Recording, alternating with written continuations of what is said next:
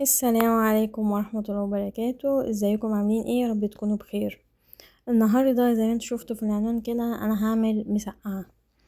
هو بخصوص العنوان يا جماعة انا كاتبة العنوان ده عشان الهري اللي عمال يحصل اليومين دول، ان نهاية العالم قربت وان مش عارفة ايه والحاجات دي. يعني لو حد متابع، يعني احنا طبعا مسلمين فلا اله الا الله، تمام؟ وايه، والعمر واحد والرب واحد، واللي ربنا مقدره هيحصل.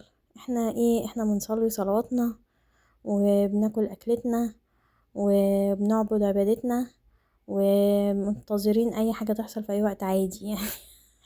ما عندناش مشاكل. احنا مؤمنين بأي قضاء وقدر يعني. فمش عارفة ليه الناس بقى شاغلة نفسها بالمؤامرات اللي بتحصل، واصل نهاية العالم مش عارفة ايه، وان في مؤامرات بتحصل على البشرية وبتاع وكلام ده. احنا كمسلمين طبعا ما بيهمناش الليلة دي كلها. المهم ندخل بقى في المسقعة. احنا بنسقع دماغنا ون ايه ونعمل بتنجان. انا نفسي المرة الجاية لما اجي اعمل فيديو، نعمل فيديو نعمل فيه اي موضوع نتكلم فيه واحنا بنطبخ. فيا ريت تقترحوا عليا نتكلم في مواضيع ولا يعني نتكلم في الفيديو.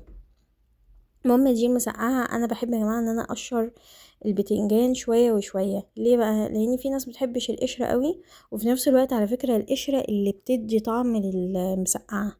يعني المسقعة من غير قشرة بتبقى حلوة وكل حاجة، وفي ناس متحبش القشرة فيها، بس على فكرة القشرة من الحاجات اللي بتدي طعم في الصلصة، وبتديلها طعم مميز عن اللي مش متقشرة.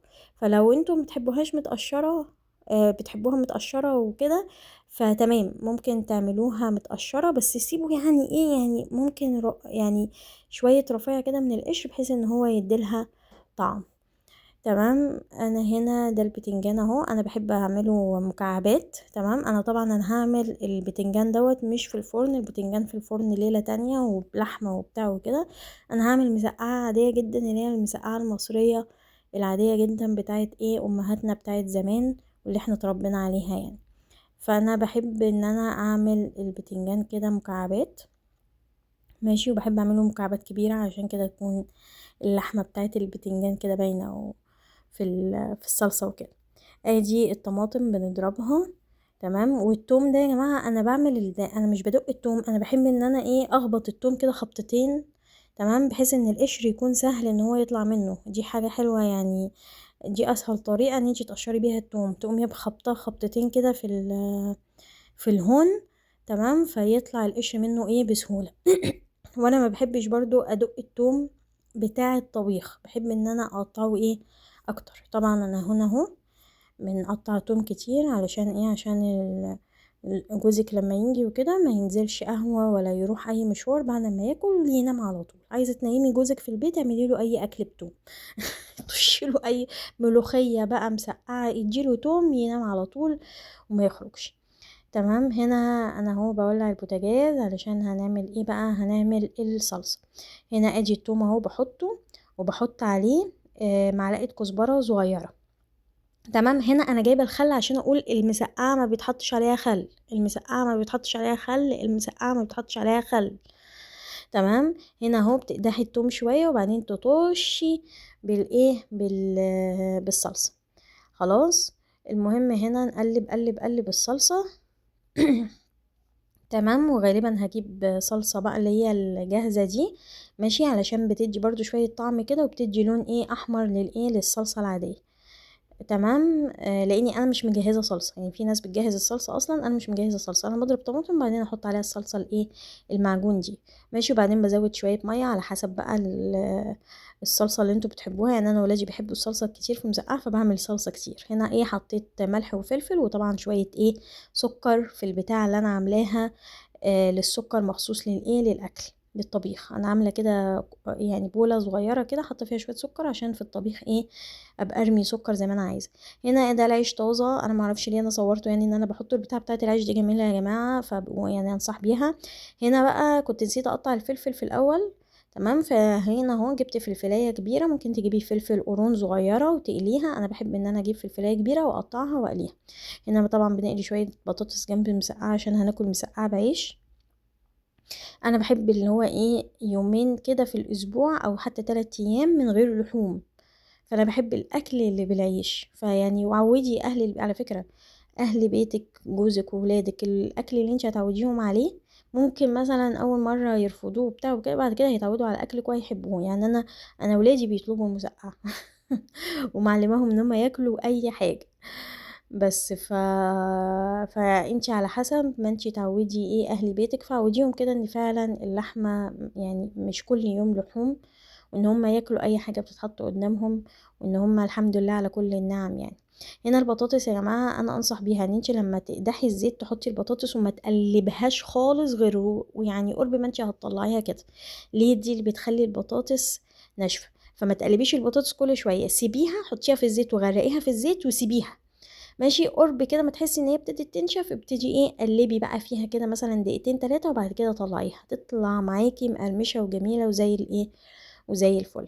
هنا بقى ابتدي اقلي البتنجان طبعا بعد البطاطس. عشان ايه؟ عشان البطاطس ما تاخدش ريحه البتنجان، مع اني عادي يعني انا هنا بصوا حطيت البتنجان كله. انتوا ممكن تحسوا ان هو كبير على الطاسه، بس انا ما عنديش خلق ان انا اعمله. هو المفروض ده يتعمل بصراحه على مرتين، بس انا ما كانش عندي خلق.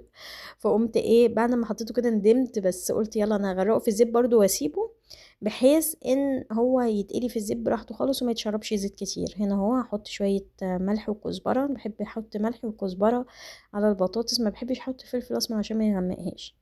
فهحط شويه ملح وكزبره ايه عليها.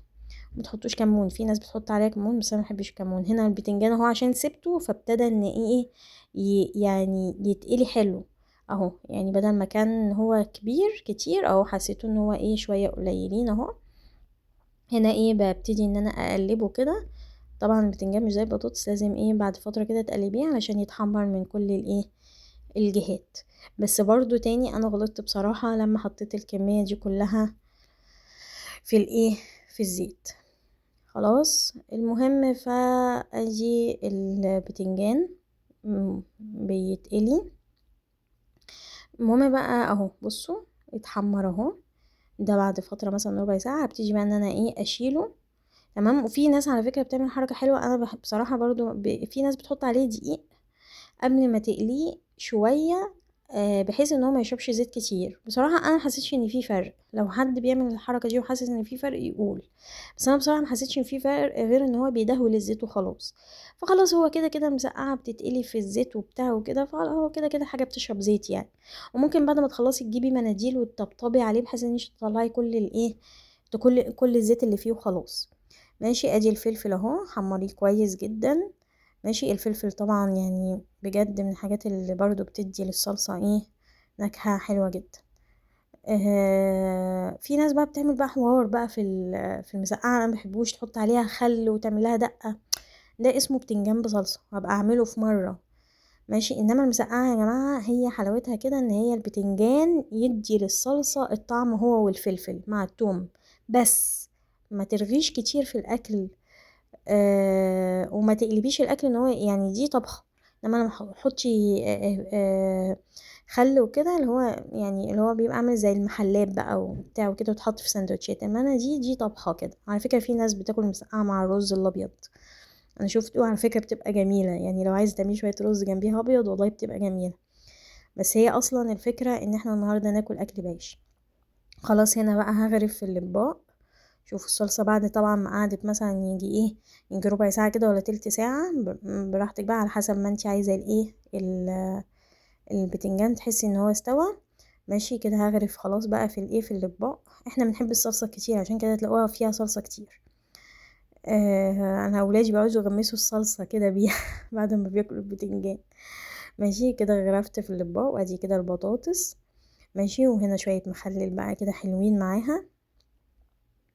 هوبا. ماشي. وبعد كده ادي الطبخة النهائية، ادي المسقعة.